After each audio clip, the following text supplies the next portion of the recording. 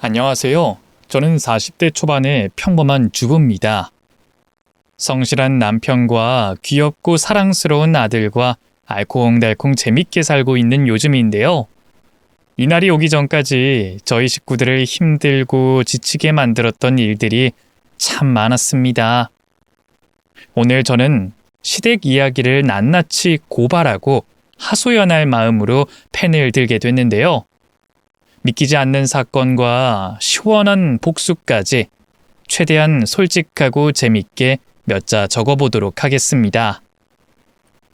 남편과 2년 반의 연애에 마침표를 찍고 31살에 결혼을 하기로 했어요. 그이는 저보다 성숙하고 현명하며 지혜로움까지 가지고 있는 멋진 사람이라 제 모든 걸 걸 수 있을 만큼 믿고 있었습니다. 그래서 결혼도 쉽게 결정하게 됐죠. 또 작은 회사에 다니는 저와 달리 남편은 대한민국을 대표하는 대기업에 다니고 있었습니다. 어디 하나 빠지는 게 없는 1등 신랑감이었죠. 그런데 시댁에 인사를 드리러 갔을 때 많이 놀라고 말았어요. 시댁 식구들이 남편을 무시하는 말을 서슴없이 하는 데다 결혼하는 것에 이렇다 할 축하의 말은커녕 관심조차 없었습니다. 저를 처음 본 시어머니의 말은 무시 그 자체였습니다. 네가 만나는 여자가 쟤냐? 역시 그저 그런 애 데리고 왔네. 형식이 너한테 기대는 안 했지만 어쩜 이렇게 평범한 애를 데리고 왔냐? 제가 민망함에 고개를 들지 못하자 남편이 거친 숨소리가 섞인 목소리로 대답했습니다. 엄마, 무슨 말씀을 그렇게 하세요? 민정이는 집에서 귀하게 자란 예쁜 사람이에요. 엄마가 그렇게 말해도 되는 사람 아니라고요. 그래, 너 잘났다. 벌써부터 팔불출이 된 거냐? 결혼하겠다고 데리고 온 거야? 하고 싶으면 너 알아서 해라. 대신 나한테 뭐 해달라는 소리 하지 마. 저렇게 볼품없는 애한테 내 지갑 열 생각 없으니까. 제가 얼마나 마음에 들지 않으면 저렇게 말씀하실까 싶어서 불편한 자리를 마치고 나왔을 때 남편에게 물었어요. 자기야, 어머님은 내가 엄청 마음에 안 드시나 봐. 결혼 지원도 하나도 안 해줄 테니 알아서 결혼하라는 게 하지 말라는 말씀이잖아. 아니야, 민정아. 네가 오해한 거야. 우리 엄마는 네가 아니라 나라는 존재 자체를 싫어해서 저러는 거야. 내가 그동안 가족들 이야기 안 한 거 알지? 사실 엄마는 심각한 장남 선호 사상이 뿌리 깊은 사람이야. 오로지 형만 귀하게 여기는 분이라고. 장남 선호 사상? 그런 말도 있었어? 아니, 아무리 장남만 좋아한다 해도 자기가 결혼한다는데 어쩜 저렇게 무관심할 수 있어? 그리고 자기 집안 부자라고 하지 않았어? 넘치도록 많은 분이 왜 자기랑 내가 하는 결혼에 한 푼도 주지 않겠다고 하시는 거야? 이건 돈 때문에 하는 말은 아니고 자식이 큰일을 치르는데 축하도 없고 지원도 하지 않겠다고 통보하는 게 많이 이상해. 우리 집이 부자긴 하지. 내가 중학교 때 돌아가신 아빠가 많은 유산을 남겨주셨거든. 시골에 땅하고 건물에 이것저것 해서 50억은 넘게 남겨주셨어. 그런데 그 돈은 고스란히 장남인 형한테만 쓰고 계셔. 난 차남이라 한 푼도 받지 못했어. 대학 등록금도 다 내가 벌었으니까 말 다 했지. 저는 남편의 말을 듣고 이해가 되지 않았어요. 똑같은 자식인데 어떻게 장남만 사랑하고 차남은 찬밥 취급을 하며 지내는 건지 저의 상식으로는 이해하기 힘들었답니다.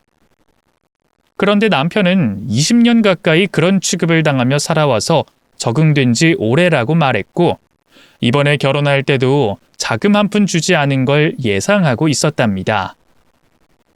저는 돈을 떠나서 차별을 하는 시어머니가 미워서 제대로 잡아볼까 하는 생각을 하게 됐네요.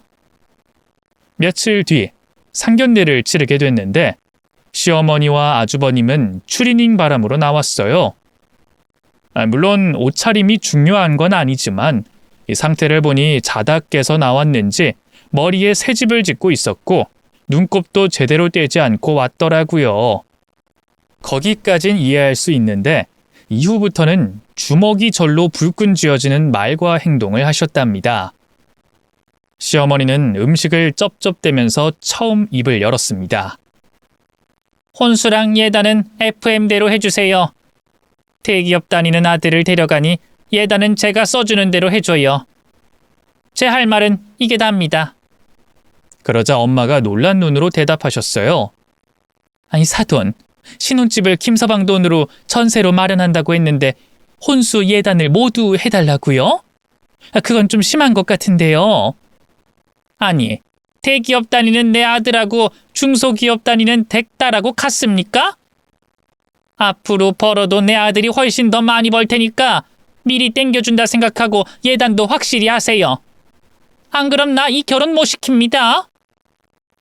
그렇게 말하곤 다시 고개를 내리고 우걱우걱 음식을 먹더군요. 태도도 말도 무식하기 짝이 없었죠. 저희 부모님은 얼굴이 시뻘개지셨는데 꾹 참으셨습니다. 제 남편이 훌륭하고 좋은 사람인지 알고 계신 데다 제가 시어머니와 아주버님이 어떤 사람인지 귀뜸을 해드렸기 때문에 한숨 내쉬며 알겠다고 대답해버리셨죠. 신혼집은 남편이 충분히 마련할 수 있었기 때문에 시어머니한테 따로 요구할 필요가 없어 대화를 잇지 않고 끝내버렸답니다. 결국 시어머니와 아주버님은 밥만 맛있게 먹고 자리에서 일어났어요. 저희 결혼을 축하한다거나 남편을 잘 부탁한다는 말 따위는 하지 않았죠. 집으로 돌아가자 친정 부모님은 저에게 이런 결혼을 꼭 해야겠냐고 걱정의 말씀을 하셨어요. 민정아, 형식이랑 결혼을 해야 하는 게 맞는지 모르겠다. 네 시어머니 될 사람이랑 시숙이라는 양반 보니 걱정이 절로 되더구나. 자기 가족이 장가 간다는데 어쩜 그리 무심하고 되먹지 못한 행동과 말을 하는지 모르겠다. 아무리 좋게 생각하려고 해도 이건 아닌 것 같다. 아빠, 나도 처음엔 아빠랑 똑같이 생각했어. 그런데 형식 씨 이야기 들어보니까 얼마나 가엾고 안쓰러운지 몰라. 그런 찬밥 신세로 20년 가까이 살아왔대. 시아버지가 살아계셨을 때는 시부모님 모두 남편을 아끼고 사랑했다고 해. 그런데 아버님이 세상 떠나시면서 어머님이 그렇게 변하셨다나 봐. 형식 씨가 혼자 얼마나 외롭고 힘들었겠어. 내가 그 일을 보듬어주고 위로해주면서 살고 싶어. 그리고 시댁에서는 우리한테 관심 없으니까 우리 부부는 우리만 행복하게 살면 돼. 그렇게 열심히 남편을 변호하고 주저리 말했더니 부모님도 제 결심을 이해해 주셨고 남편을 사위이자 귀한 아들로 받아들이기로 결정하셨습니다. 부모님은 혼수는 당연히 해주시겠다고 말씀하셨고 예단은 시어머니가 요구하는 것의 절반만 해주기로 정리하셨어요. 그렇게 결혼식을 올리고 남편이 마련한 작은 아파트에 신혼집을 차려서 행복한 신혼을 시작했답니다. 그이와 저는 연애 때부터 아주 잘 맞았기 때문에 한 번의 갈등과 말다툼도 없이 서로를 배려하며 잘 살아갔어요. 시댁에서도 저희가 어떻게 살든 신경 쓰지도 않고 시댁으로 와서 뭘 하라고 시키는 일이 없어서 몸은 편했답니다. 그런데 몇 달 뒤 시어머니가 다급하게 부르셨어요. 저에게 잔치상을 차리라며 장을 봐오라고 하셨습니다. 주말이고 직장에 가지 않는 날이니 거절하지 못하고 남편과 함께 시장을 봐서 시댁으로 향했습니다. 저는 도착하자마자 시어머니께 물었어요. 어머님, 무슨 잔치를 하시길래 이 많은 걸 사오라고 하신 거죠? 내 아들이 장가갈 여자를 데려온다는구나. 어젯밤에 갑작스럽게 들은 거라 부랴부랴 널 부른 거다. 그런데 형식이도 같이 왔네? 뭐, 잘 왔다. 하나보단 둘이 나으니까. 어서 음식 준비해라. 네? 그럼 아주버님이 결혼할 분이 오신다고 저희한테 음식하라고 부르신 거예요? 그래. 야, 말 그만하고 빨리 서둘러라. 이따 2시에 온다니까 시간이 빠듯하다. 알고 보니 이혼을 2번 하고 애까지 딸린 아주버님이 세 번째 결혼한다 해서 상차림을 하라고 부르신 거였어요. 제가 시댁에 인사 왔을 때는 배달 음식을 주신 분이 아주버님의 세 번째 여자가 인사 온다고 하니 호들갑을 넘어서 주접을 떨고 있더군요. 이걸 맞춰줘야 하나 싶어 남편의 얼굴을 쏘아봤습니다. 그이가 잘못한 건 없었는데 이런 일이 벌어진 건 제가 남편의 아내였기 때문이니까요. 그러자 남편은 미안하다고 말하더니 이런 상황에서 우리가 상 차리는 걸 거절하고 나가면 많은 사람들의 기분을 망치는 일이니 일단은 상을 차리자고 부탁의 말을 하더군요. 저는 다 내팽개치고 나가고 싶었지만 남편이 안쓰럽기도 하고 시어머니와 똑같은 사람이 되고 싶지 않아 그냥 마음을 비우고 예비 형님이 되실 분의 식사를 준비했습니다. 2시간 만에 준비를 다 했더니 큰 상에 음식이 너무 많이 올라가서 상을 하나 더 펴야 했습니다. 배달 음식을 먹으며 인사했던 때가 떠올라서 부하가 치밀었는데 어금니를 꽉 깨물고 인내했네요. 이윽고 아주버님과 예비 형님이 시댁에 들어왔습니다. 예상했던 대로 예비 형님은 아주버님처럼 철없는 사람이었어요. 나이가 저보다 한참 어린 것 같았는데 곧바로 말을 놓더군요. 동서, 앞으로 내가 연락하면 바로바로 나와. 형님으로서 교육해야 할 게 많을 것 같으니까. 네? 지금 처음 뵀는데 뭘 교육하시겠다는 건지. 그냥 알겠다고 대답하면 될 것을 뭘 그렇게 꼬치꼬치 묻고 그래? 자네 내가 어리다고 무시하는 거야? 동서, 우리 집안이 어떤 집안인지 알아? 우리 아빠가 대학병원 이사장이야. 엄마는 대학 교수고. 이런 나한테 배울 게 얼마나 많겠어? 그러니까 내가 부르면 언제든지 나와서 시다질 좀 해. 이게 무슨 말인가 했더니 일주일 뒤에 저를 불러서 자기 쇼핑하는데 저를 짐꾼으로 쓰더라고요. 기강을 잡는 걸 넘어서 저를 만만한 꼬봉으로 생각했나 봅니다. 그래서 전 양손에 들린 쇼핑백을 형님 목에다 걸어줬습니다. 이봐요 형님, 이게 당신이 말한 교육이에요? 아, 존나 열받네.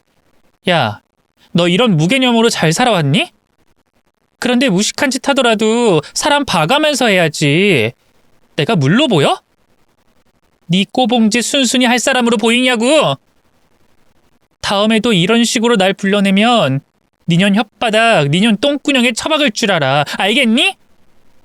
그리고 너 몇 살이니? 뭐요? 지금 뭐라 그랬어요? 2년 주둥아리를 가로로 찢어, 세로로 찢어? 오늘은 처음이니까 그냥 봐줄게. 다음에 이러면 뒤질 줄 알아. 저에게 갑질을 넘어서 시녀로 여기려고 했던 형님은 그날 이후 저를 부르지도 않았고 시댁에서 절 보면 쫄아서 눈을 깔았답니다. 그런데 시어머니한테 모든 걸 일렀는지 저에게 아주 심한 막말을 하더군요. 인연이 돌았구나. 네가 감히 내 큰며느리한테 반말로 협박을 했다고? 야, 넌 위아래도 모르는 돌대가리냐? 네 친정에서는 손윗동서한테 욕질하면서 대들라고 가르치디? 아니요 어머님. 그게 아니라 형님이 저를 불러서 짐꾼으로 부리길래 화가 나서 그런 거예요. 그게 뭐가 잘못됐니? 윗사람이 짐 좀 들어달라고 한 게 문제가 있는 거냐고? 어머님, 당연히 잘못된 거죠. 제가 왜 형님 짐을 들어주러 나가야 하죠? 황금 같은 주말에 집에서 쉬어도 모자랄 판에 형님 뒤치다꺼리를 왜 해야 하냔 말입니다. 저는 할 말은 해야겠다 싶어 눈을 똑바로 뜨고 시어머니와 형님을 불아렸습니다. 그러자 시어머니는 쌍욕을 하시며 어디서 저런 게 굴러들어왔냐고 하시더군요. 아주버님까지 보태어가며 저에게 막말을 하는데 참아내기가 조금 힘들었습니다. 그런데 그 순간 제 남편이 입을 열었습니다. 다들 뭐 하시는 거예요? 엄마랑 형이 나한테 막대하고 하찮게 여기는 것이면 참겠는데 내 아내를 나한테 했던 것과 똑같이 하면 못 참습니다. 가족이라는 이유로 계속 가만히 참고 있었는데 더는 안 되겠네요. 엄마랑 형수가 태도 바꾸지 못하면 저희는 세 사람 보지 않겠습니다. 그렇게 말하고 제 손을 잡고 시댁에서 벗어났습니다. 남편은 그동안 가족이라는 허울 때문에 차별당하면서도 참아왔는데 제가 당하는 걸 보니 도저히 그냥 넘어갈 수가 없어 이렇게 화를 냈다고 했죠. 그의 행동에 저는 더욱더 믿음이 가고 사랑도 더 깊어졌습니다. 아무리 시댁이 지랄 같고 추악해도 훌륭하고 멋있는 남편을 넘어서지 못한 거죠. 시댁에 몇 달 찾아가지 않고 연락도 하지 않았는데 얼마 뒤 아주버님이 이혼한 소식을 전했답니다.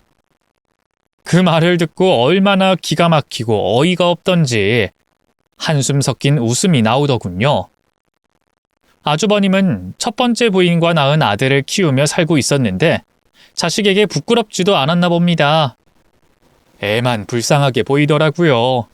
여하튼 한동안 보지 않고 지냈던 시댁에서 시아버지 제사가 다가왔다는 연락이 와 찾아가게 됐습니다. 남편은 저에게 가지 않아도 된다며 혼자 가겠다고 했죠. 그이는 가족들 중에 자기를 가장 사랑해주던 시아버지의 제사에는 빠질 수 없다며 어쩔 수 없이 시댁에 가는 것이니 저에겐 참여하지 말라고 했습니다. 하지만 아내인 제가 어떻게 가만히 있겠어요.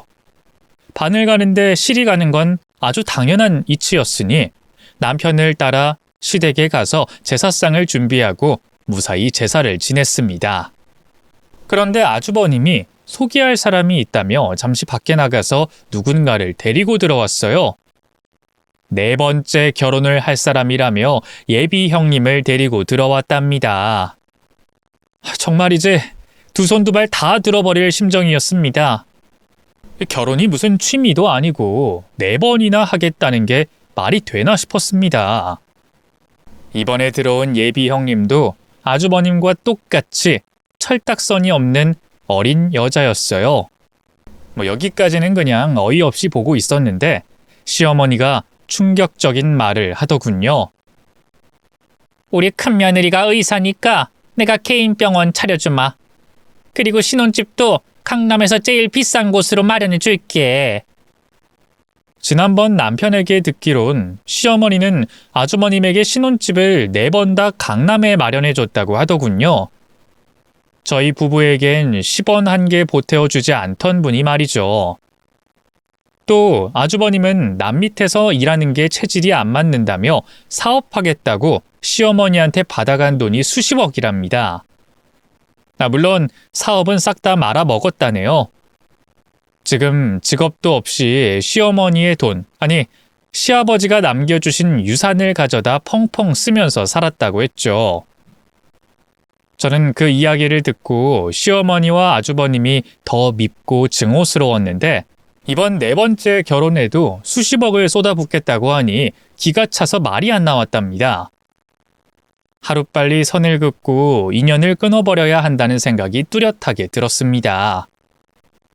이후 우려했던 것과 달리 아주버님과 형님은 결혼 생활을 잘 유지하더군요. 3년의 세월이 흐르는 동안 가끔 어쩔 수 없이 만났는데 사이가 좋아 보였답니다. 한편 저도 3년의 세월 동안 남편과 아들을 낳았어요. 똘똘하고 잘생긴 게 남편을 빼다 박은 아이였죠. 또 대기업에서 일하던 남편이 더 큰 성공을 위해 과감하게 퇴직하고 후배들을 데리고 나와 사업장을 차렸습니다. 저는 그 일을 전적으로 믿고 있었기 때문에 이를 말리지 않고 응원과 축하를 해줬습니다. 남편은 제 예상보다 더 크게 사업을 성공시켰어요. 회사 직원들도 대기업 출신 인재들이었기 때문에 아주 쉽게 자리를 잡고 성공한 거죠. 그래서 저희 식구는 신축 아파트로 이사를 갔어요. 50평대 아파트였는데 호텔 뺨치는 인테리어와 주거 환경이 훌륭해서 무척이나 행복했답니다. 남편이 그렇게 성공했으니 저더러 회사를 그만 다니고 육아와 내조에만 신경 쓰면 어떻겠냐고 제안했죠.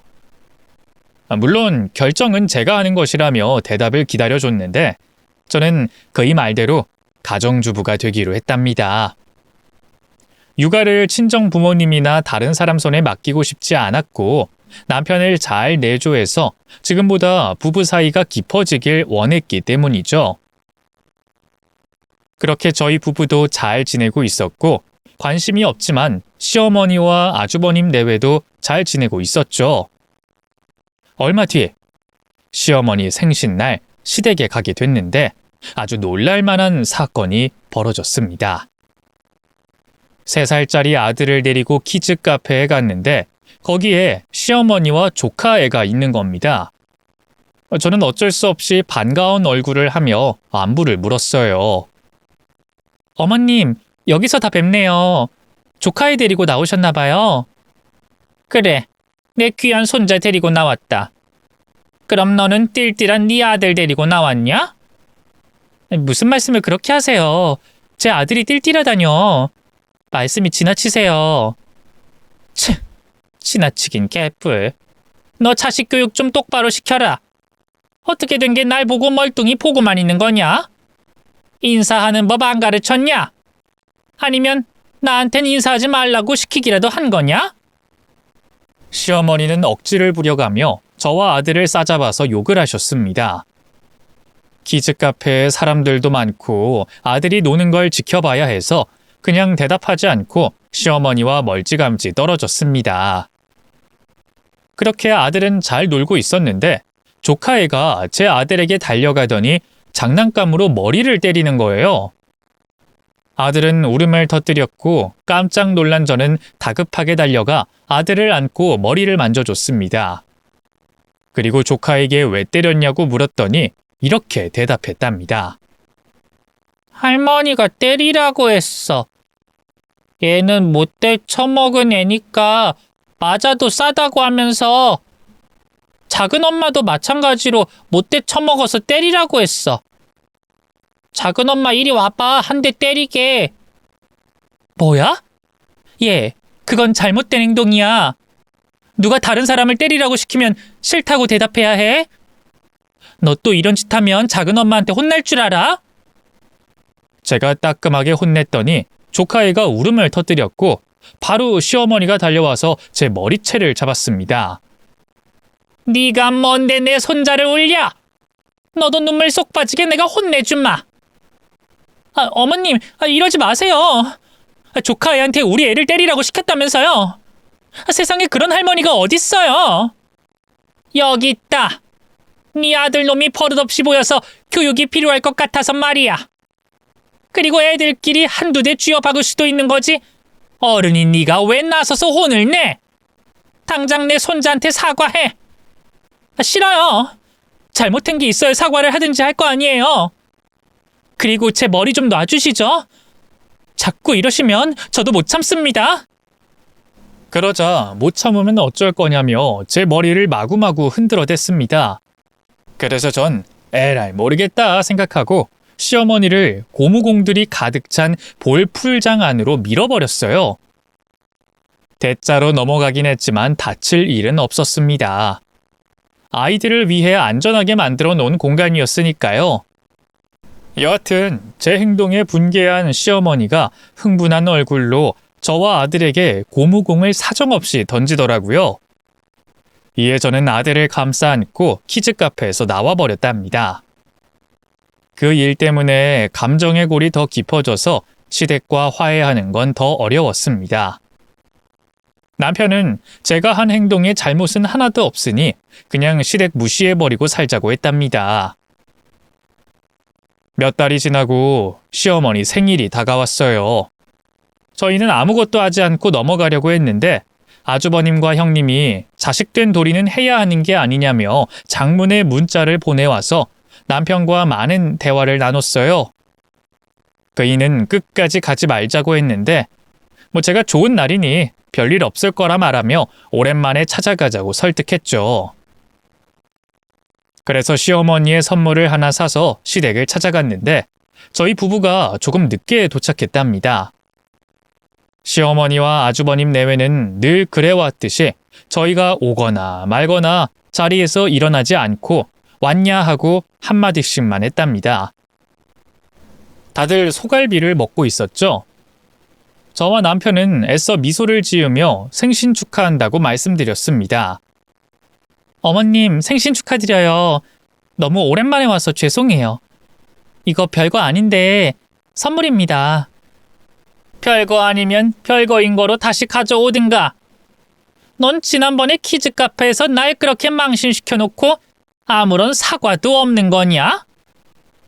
하여튼 둘째 아들 놈이나 너나 아주 싹수가 노랗다. 뭐하고 서 있어?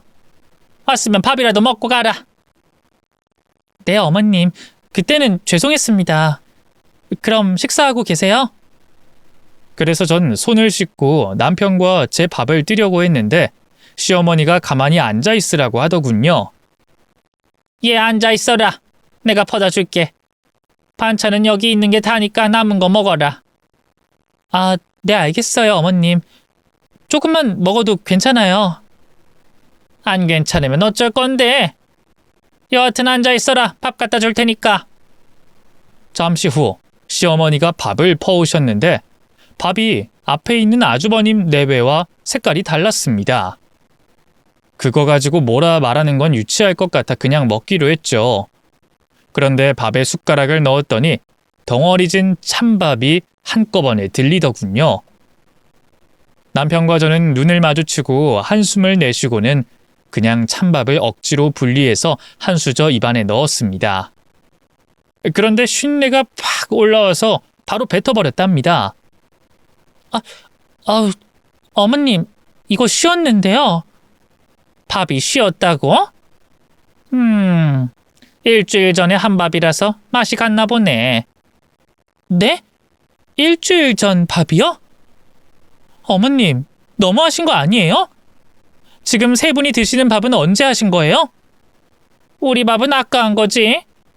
그리고 내 큰아들이 밥을 많이 먹어서 밥통에는 큰아들 밥만 있어. 너희들 거는 그게 다야. 그걸 먹든지 말든지 알아서 해라. 시어머니는 멀쩡하게 오늘 한 밥이 있었는데 아주버님이 밥을 더 먹을까봐 저희에게 쉰밥을 내어줬다고 당당하게 말하더라고요.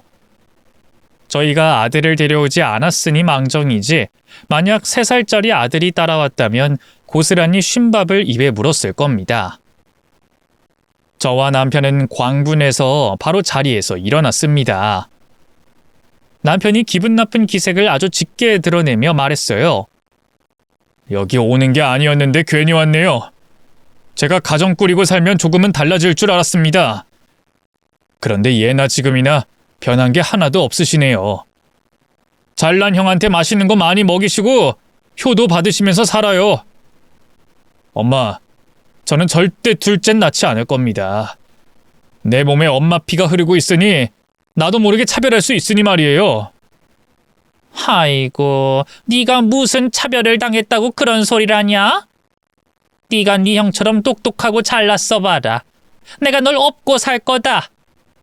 그런데 넌 공부도 못하고 싸가지도 없는 새끼잖아. 그리고 부모는 자식하기 나름이라는 말 못 들어봤니? 네가 인간적으로 싹싹하게 날 대해줬더라면 오늘같이 쉰밥은 주지 않았을 거다. 일어났으면 그만 나가봐. 너희들이 나간다고 잡을 사람 아무도 없다. 그리고 둘째를 나 때문에 낳지 않겠다고? 등신 같은 놈. 지랑 똑같은 아들 하나 낳은 걸 자랑스럽게 생각하다니 정말 한심하다. 내 큰손자에 비하면 네 놈 아들은 멍청하고 하찮은 놈이야. 너랑 붕어빵이어서 나중에 싹수 노란 집만 골라서 할 거라고. 더 이상 할 말이 없네요. 그동안 억지로 참아가면서 가족의 일원으로 살려고 노력했는데 왜 이렇게 미련하게 참았는지 모르겠네요. 그래요. 전 싹수가 노란 놈이니까 이 집에 다신 들어오지 않겠습니다. 물론 밖에서도 여기 있는 3사람 보지 않고 살겠어요. 아이고, 누가 그런 말하면 슬퍼서 붙잡을 줄 알았냐?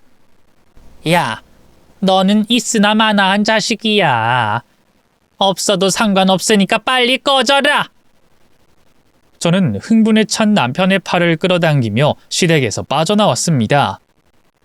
그렇게 시댁과 얼굴을 붉히며 연을 끊게 됐죠. 저와 남편 그리고 아들은 셋이 사는데 많이 행복했습니다. 시댁 식구들을 보지 않고 살아보니 어찌나 속이 후련하고 편하든지 진작에 끊을 걸 하는 후회까지 들었답니다.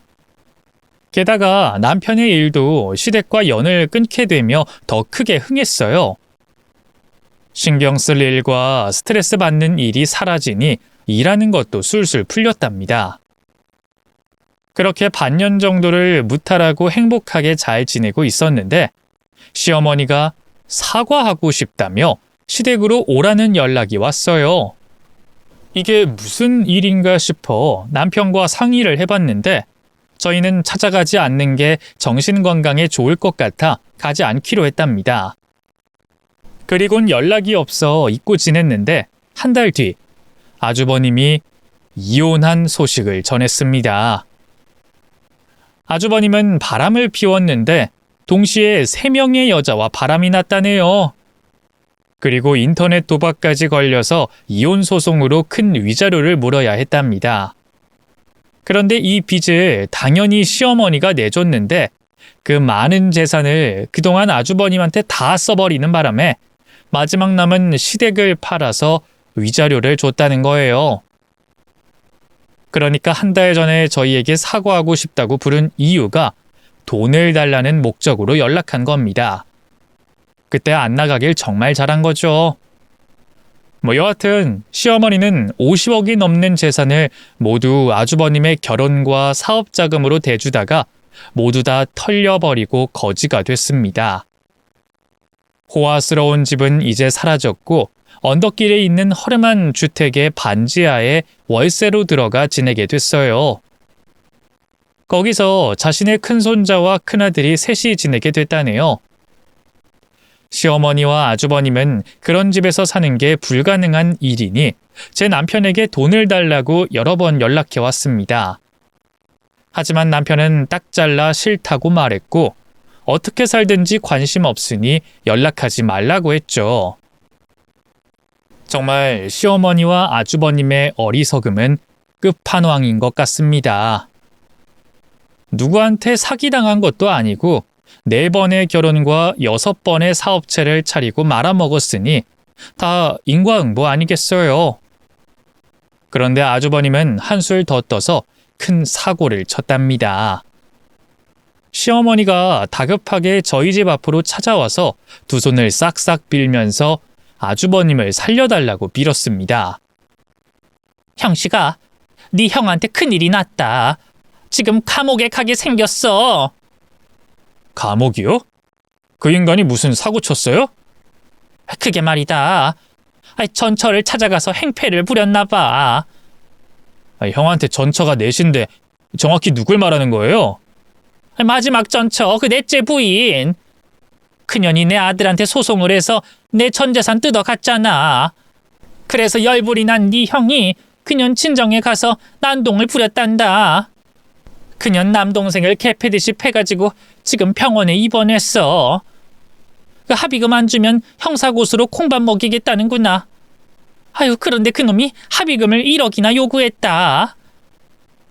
지 허리 디스크가 있었는데 맞았다면서 수술비랑 입원비 그리고 회사에 못 나가서 돈까지 못 버니까 1억 달라고 하더라.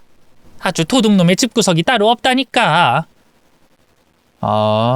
결국은 엄마 아들이 사고 심하게 쳤다는 거네요. 그리고 합의금 1억 나한테 달라는 거고. 그래.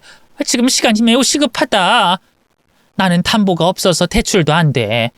당장 의지할 사람이라고 너밖에 없어. 1억만 좀 빨리 마련해 봐라. 싫은데요? 제가 왜 엄마 아들한테 그 큰 돈을 줘야 하죠? 잘못했으면 벌을 받아야죠. 뭐라고?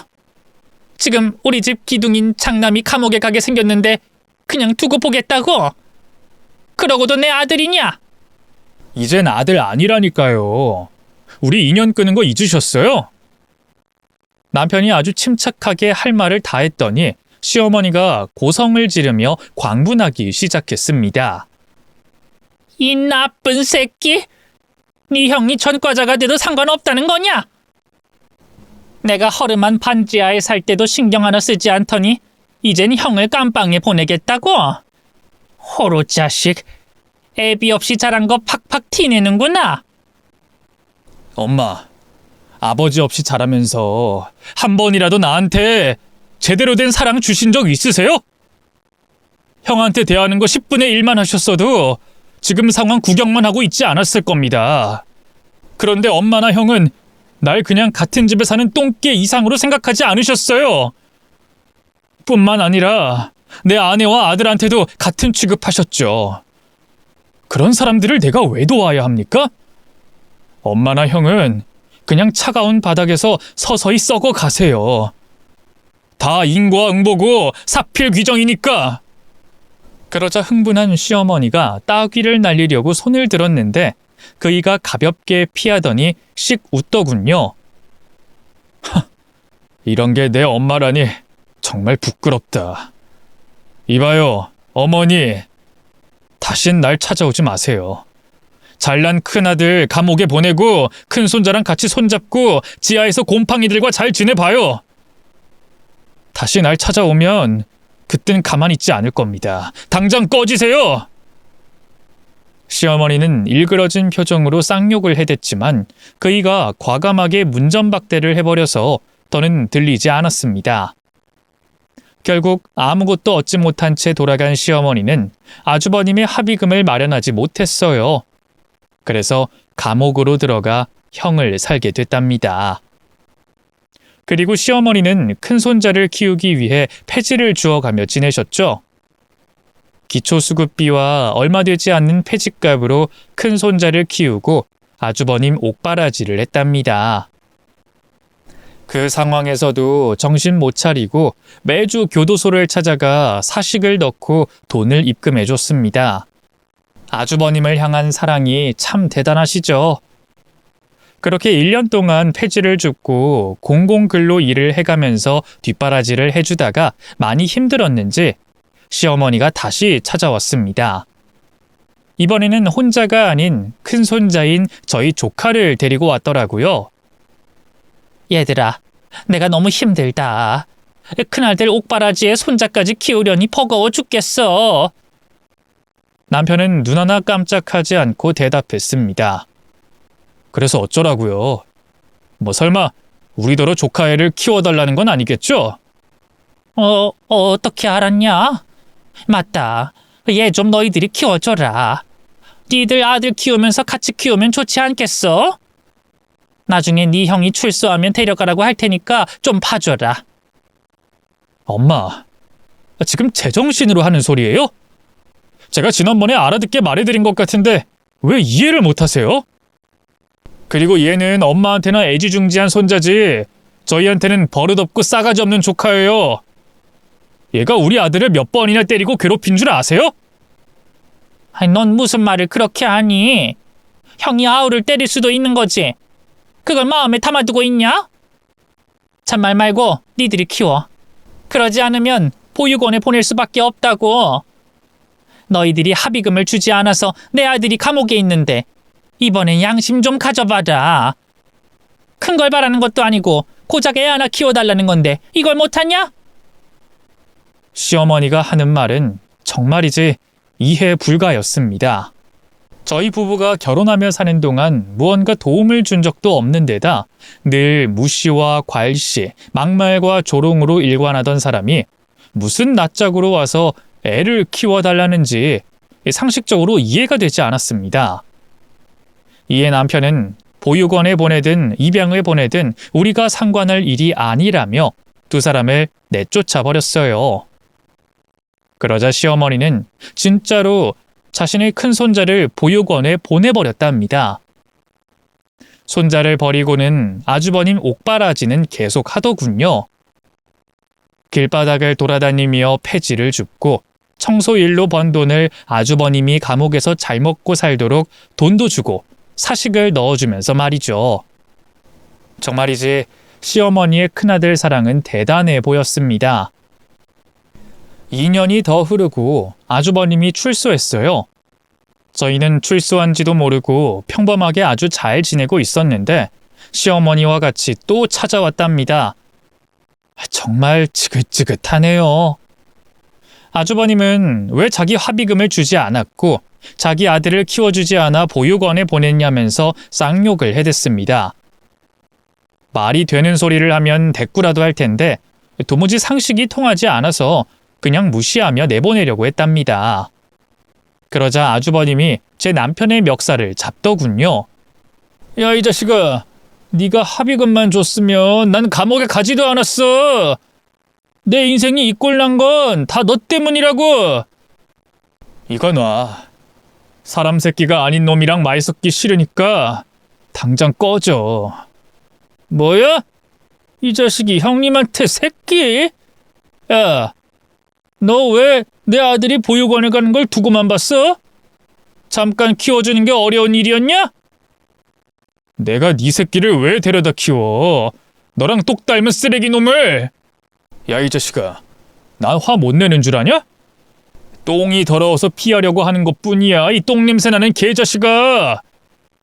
어쭈, 이 자식아 안 본 사이 많이 컸네? 너 오랜만에 옛날 생각 좀 나게 해줄까? 쥐어 터져봐야 정신이 들겠냐, 이 자식아? 아주버님이 주먹을 휘두르기 전에 남편이 먼저 이마로 받아버렸어요. 그리고 주먹으로 사정없이 아주버님의 얼굴과 몸을 날렸죠. 쌍코피를 터뜨리며 쓰러진 아주버님을 발로 심하게 밟아댔습니다. 이 정신 나간 새끼야! 아버지가 남긴 유산 50억을 다 까먹고 와서 나한테 합의금 안 줬다면서 감옥에 간 걸 내 탓을 해? 또 네 아들내미가 보육원에 간 게 내 탓이라고? 이 대가리에 똥만 찬 쓰레기 같은 놈아! 오늘 돼지게 맞고 정신 좀 차려봐라. 남편이 자빠져 있는 아주버님을 밟고 있었는데 시어머니가 몸을 날리며 대신 맞으려고 하더군요. 그러자 남편은 발길질을 멈추고 두 모자를 한심하게 내려다봤습니다. 이윽고 방에 가서 돈뭉치 하나를 가지고 나오며 두 모자 앞에 던졌어요.